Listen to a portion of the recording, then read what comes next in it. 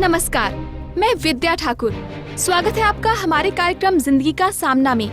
आज से 1100 साल पहले महान नीति शास्त्री मनु ने एक मनुष्य प्रभुत्व वाले समाज में स्त्रियों के लिए सीमाएं बनाई और आज 1100 साल बाद क्या वो स्त्रियां उन सीमाओं को पार कर पाई हैं, उनसे मुक्त हो पाई हैं? और अगर नहीं तो इनके पीछे क्या कारण है?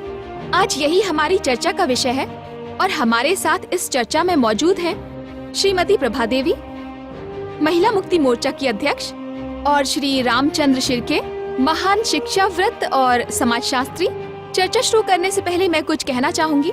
कल की खबर में हमने देखा कि एक तरफ महिला आरक्षण बिल को पारित किया गया और वहीं दूसरी तरफ हम ये देख रहे हैं कि एक महिला को बुरी तरह से पीटकर उसे जिंदा जला दिया गया। तो हमारी समझ में ये नहीं आ रहा कि हम खुशी मनाएं या गम। हमें एकजुट होकर इस सामाजिक संरचना को तोड़कर और नए समाज की रचना के लिए संघर्ष करना होगा। मैं तो कहती हूँ कि हर क्षेत्र में कम से कम स्त्रियों को 50% का आरक्षण का प्रावधान देना होगा। मैं आरक्षण के खिलाफ नहीं हूँ। मेरा भी इतना मानना है कि सिर्फ आरक्षण से स्त्रियों की समस्या का समाधान नहीं हो सकता। हाँ, मगर इसे ढाल के रूप में तो उपयोग में लाया ही जा सकता है, वरना पुरुष प्रधान समाज में नारियों की स्थिति हमेशा दबी और कुचली ही रहेगी। मैं नहीं मानता कि इस युग में सिर्फ पुरुष ही स्त्रियों के दुश्मन हैं, बल्कि मैं तो ये कहूँगा कि स्त्रियां स्वयं स्त्रियों की दुश्मन हैं। ऐसा आप कैसे कह सकते हैं? ये तो वही बात हुई कि जैसे ही पुरुष पर उंगली उठाई वो बिफर उठा, जैसे आप बिफर उठे हैं। पुरुष इस बात को क्यों नहीं मान लेते कि आज स्त्रियों की जो दुर्दशा है वो सिर्फ पुरुषों के कारण है? क्या आपने कभी सावित्रीबाई फुले का नाम सुना है? आजकल की मॉडर्न लड़कियां जो नारी शक्ति और महिला सशक्तिकरण को डिस्को और पब की संस्कृति में ढूंढती हैं, क्या आपने कभी सावित्रीबाई फुले का नाम सुना है?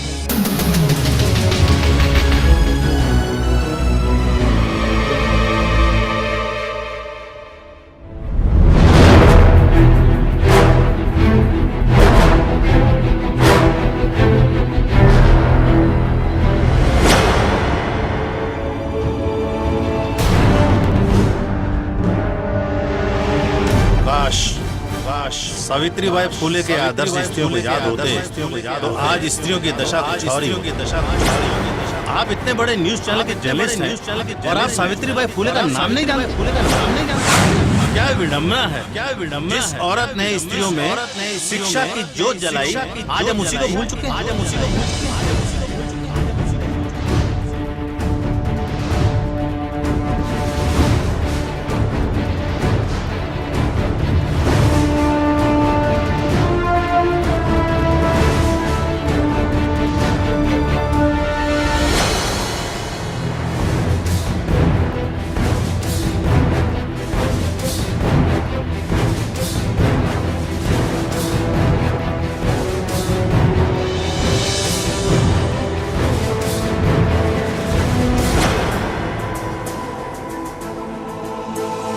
सतारा चलो।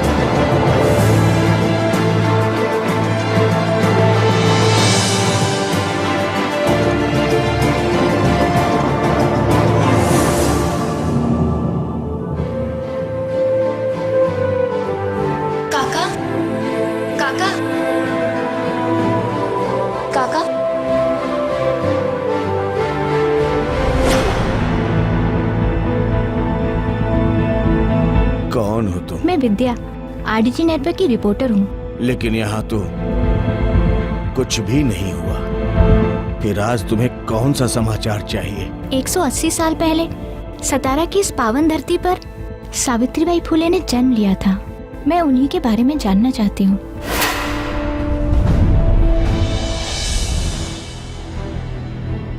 भारत के इतिहास में 19वीं सदी का पूर्वार्ध पुनर्जागरण काल के नाम से जाना जाता है।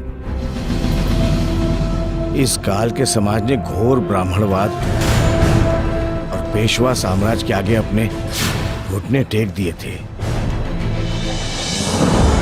ये काल सामाजिक कुरीतियों जैसे विधवाओं का शोषण,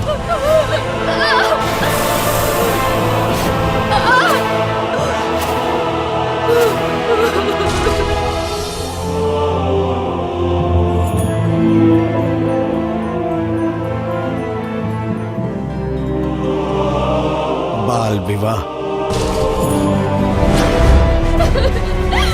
छूत अछूत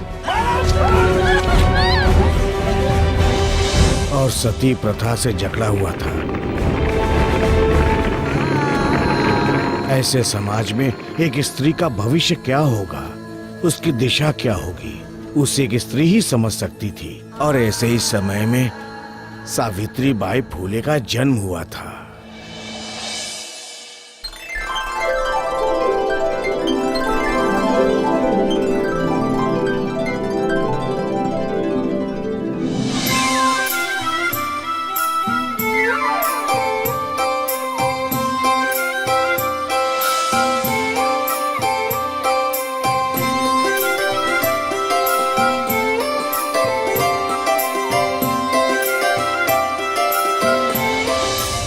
क्या हुआ काका? सावित्रीबाई और लड़कियों जैसी नहीं थी। उन्हें बचपन से ही पढ़ने लिखने का शौक था। 13 तिया 39। लेकिन तब के पुरुष प्रधान समाज में लड़कियों का पढ़ना एक अभिशाप माना जाता था। तुझे किसी ने बताया नहीं कि लड़की अगर पढ़ लिख जाती है तो पति के लिए उसका भोजन नहीं रह जाता, विष हो जाता है, विष। पर मैं तो पढ़ना चाहती हूँ। चल निकल यहाँ से। आई, एक मुलगी अगर पढ़ लिख गई तो उसके हाथों से बनाया हुआ भोजन विष कैसे बन जाता है? बस अब तुम्हारा लगन होने वाला है। और अगर प्रश्न ही पूछना है ना तो अपने पति ज्योतिबा से पूछना। और सावित्रीबाई का विवाह ज्योतिबा फुले से हो गया।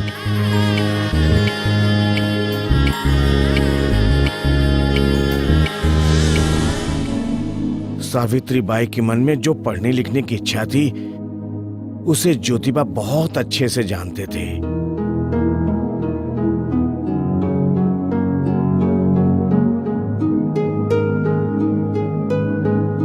मैं जानता हूँ सावित्री, तुम हमारी तरह पढ़ना लिखना चाहती हो। मैं तुम्हें पढ़ाऊंगा, ये लो। सच? आप मुझे पढ़ाएंगे? और इस तरह सावित्रीबाई की शिक्षा का आरंभ हुआ। समय के साथ साथ उनकी आयु भी बढ़ती गई और उनके बीच का प्यार भी।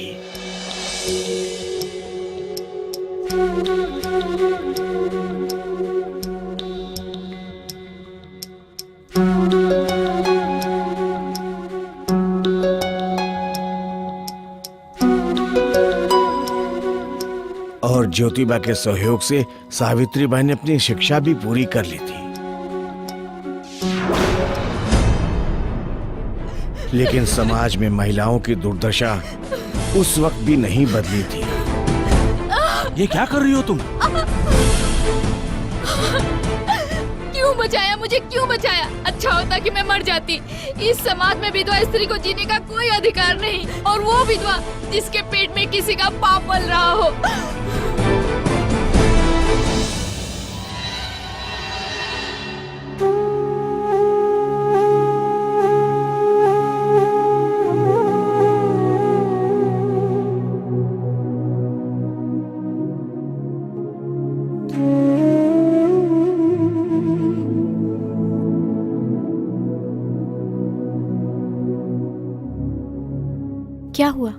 आप इतने परेशान क्यों हैं? सावित्री, कितनी अजीब बात है। हम अपने आंगन को तो साफ देखना पसंद करते हैं, पर हमारे समाज को नहीं। पानी तब तक स्वच्छ रहता है जब तक वो बहता रहे। इसी तरह समय के साथ साथ हमारे विचार, हमारा समाज आगे नहीं बढ़ा तो हम पिछड़ जाएंगे, मलिन ही रह जाएंगे। क्या समस्या है जो आपको इतना विचलित कर रही है? स्त्रियों की दुर्दशा। स्त्रियों की दुर्दशा मुझसे देखी नहीं जा रही, और उस दुर्दशा का एक ही निराकरण है, विद्या प्राप्ति। सावित्री, मैंने तुम्हें शिक्षा देकर एक दिए को जलाया है। क्या हम उस एक दिए से 1000 दिए नहीं जला पाएंगे? मैं स्वयं स्त्रियों को जाकर पढ़ाऊं, यह शक्य नहीं। आप मेरे निश्चय को पूरा कर सकती हैं? आपका प्रेम ही मेरे लिए प्रतिबद्धता है। सोच लो, रास्ता बहुत कठिन है। अगर आपका साथ रहा तो नहीं लगेगा। अंधकार कितना भी गहरा क्यों ना हो, उजाला तो होता ही है ना। सावित्रीबाई फूले ने अपने पति ज्योतिबा के साथ मिलकर देश में महिला शिक्षा की नींव रखी थी, और वो देश की पहली महिला अध्यापिका बन गई थी। और उन्होंने गांव में घर घर जाकर शिक्षा के लिए आमंत्रित किया। काका, मैं आपके बच्चों को शिक्षित करना चाहती हूँ। क्या आप नहीं चाहते कि आपकी बेटियां भी पढ़ें लिखें, वो भी कुछ बने? क्या आप चाहते हैं कि वो भी वो सब भुगतें जो आप लोगों ने भुगता है? आपकी बच्चियों का भी शिक्षा पर उतना ही अधिकार है जितना कि बेटों का। आप मेरा भरोसा कीजिए, मेरा विश्वास कीजिए। नहीं करना हमको भरोसा। हमारी मुर्गियों को नहीं पढ़ाना हमको। उनके इस कदम का बहुत लोगों ने विरोध किया, और कई लोगों ने उनका समर्थन भी किया।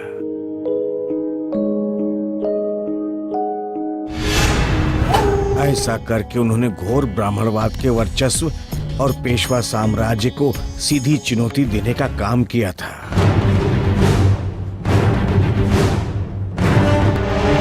वह हमारी धार्मिक मान्यताओं को चुनौती दे, हमारी सामाजिक मान्यताओं का अपमान करे, हम ये कदाचित सहन नहीं करेंगे।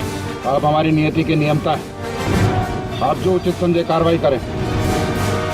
इस राज्य का प्रशासन आपके साथ है। हम समाज की दुर्गति नहीं होने देंगे।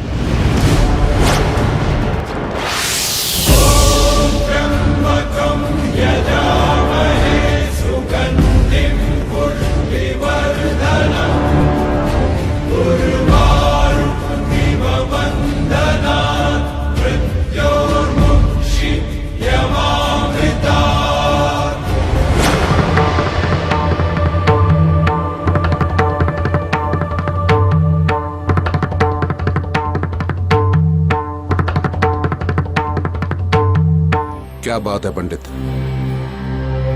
बहुत शांत लग रहे हो, और शांतता हमें पसंद नहीं। बोलो क्या बात है? समस्या है महाराज। क्या समस्या है?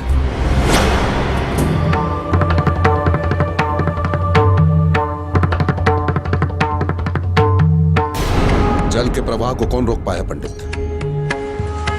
और इन छोटे मोटे कंगरों से कुछ फर्क नहीं पड़ता। समुद्र हो या नदी, साम दाम दंड भेद, हमें जो करना है वो करेंगे, परंतु उस स्त्री को आज रोकेंगे। उत्तम महाराज। बच्चों, शिक्षा तो एक ऐसा प्रकाश है जिससे जीवन के सारे अंधकार नष्ट हो जाते हैं। शिक्षा तो एक शक्ति है जिससे हम अपने अंदर की सारी कमजोरियों को दूर कर सकते हैं।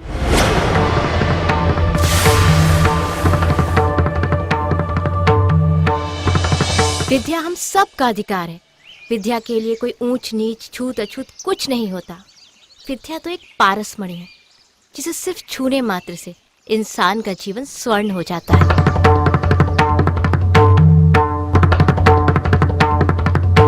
विद्या से इंसान सिर्फ स्वयं का ही नहीं बल्कि पूरे समाज का उद्धार कर सकता है। समझे मेरी बात? बंद करो ये सब। सब के सब अपने घर जाओ, और यहाँ आने का दुस्साहस मत करना। जाओ जाओ। अरे रुको, ठहरो, सुनो तो।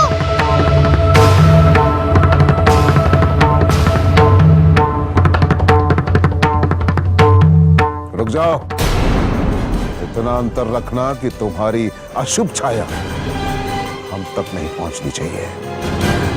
हमारी बराबरी करने की चेष्टा मत करो, नहीं तो हमारा एक निर्देश तुम्हें ऐसा दंड देगा कि तुम्हारी सारी निष्ठा मिट्टी में मिल जाएगी। हम स्वयं यहाँ की व्यवस्था हैं, हम स्वयं यहाँ के दंड हैं, हम स्वयं। देखो सावित्री, यदि कल तक तुमने अपना ये प्रयास बंद नहीं किया तो कल के सूर्यास्त तक तुम सदा सदा के लिए अस्त हो जाओगे। एक सावित्री के अस्त होने से मेरा निश्चय अस्त नहीं होगा महाराज। लोगों को शिक्षित करना कोई अपराध तो नहीं। अरे हमारे शास्त्रों का विरोध करना ही सबसे बड़ा अपराध है।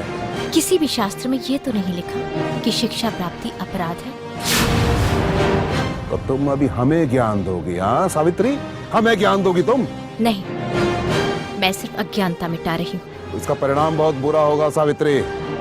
चिंता नहीं।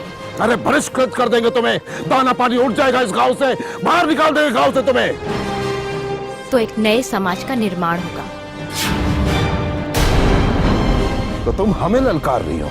नहीं महाराज, ये पुकार मेरी नहीं बल्कि आने वाले कल की आहट है। अरे तुम्हारा आने वाला कल तो और भी ज्यादा दुश्वार होगा सावित्री, याद रखना। मुझे कल की नहीं, काल की चिंता है। अरे हम स्वयं काल हैं, हम महाकाल हैं। तो ठीक है, अब आप ही मेरा काल निश्चित कीजिए कि आने वाले कल को आप दुश्वार करते हैं या आने वाला कल आपको दुरुस्त करता है। आज्ञा दीजिए महाराज।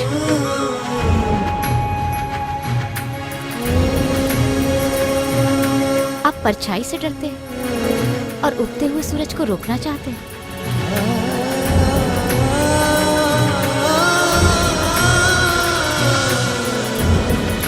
मगर पेशवाओं के विरोध के बाद भी सावित्री बाई के इरादे कमजोर नहीं हुए थे।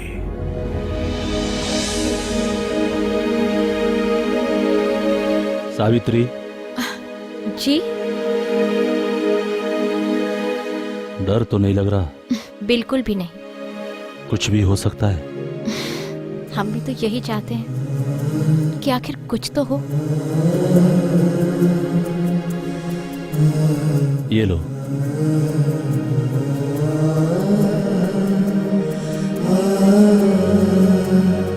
सावित्री, तुम जिस रास्ते से गुजरने वाली हो वहां तुम्हें इसकी जरूरत पड़ेगी। घर से लेकर विद्यालय तक सामाजिक कुरीतियों का कीचड़ है और उस कुरीतियों के कीचड़ से सनी हुई साड़ी को पहनकर कैसे शिक्षित करोगी अपने विद्यार्थियों को? असतो मा सद्गमय तमसो समझ गई। ज्योतिर्गमय।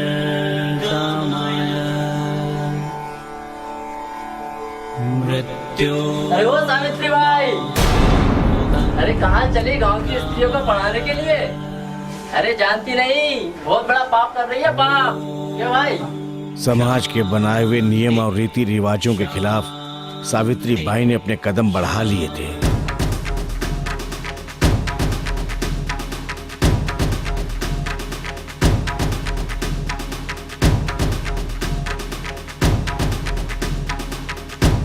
अरे देख के मारो मारो मारो मारो मारो मारो।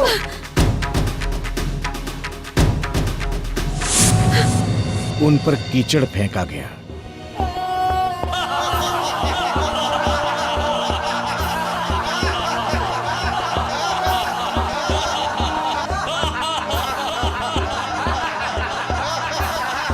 घर से लेकर विद्यालय तक सामाजिक कुरीतियों का कीचड़ है और उस कुरीतियों के कीचड़ से सनी हुई साड़ी को पहनकर कैसे शिक्षित करोगी अपने विद्यार्थियों को? लेकिन उनके कदम अब रुकने वाले नहीं थे।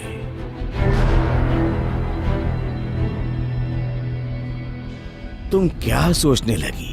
अरे ये तो सावित्री बाई के संघर्ष का आरंभ था। अंत तो अभी भी नहीं हुआ है काका।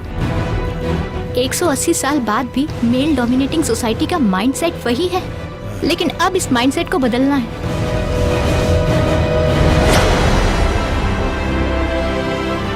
इसका हल हमें कहीं ना कहीं सावित्रीबाई फुले की कहानी में ही मिलेगा और मैं उनकी ये पूरी कहानी जानकर ही रहूंगी।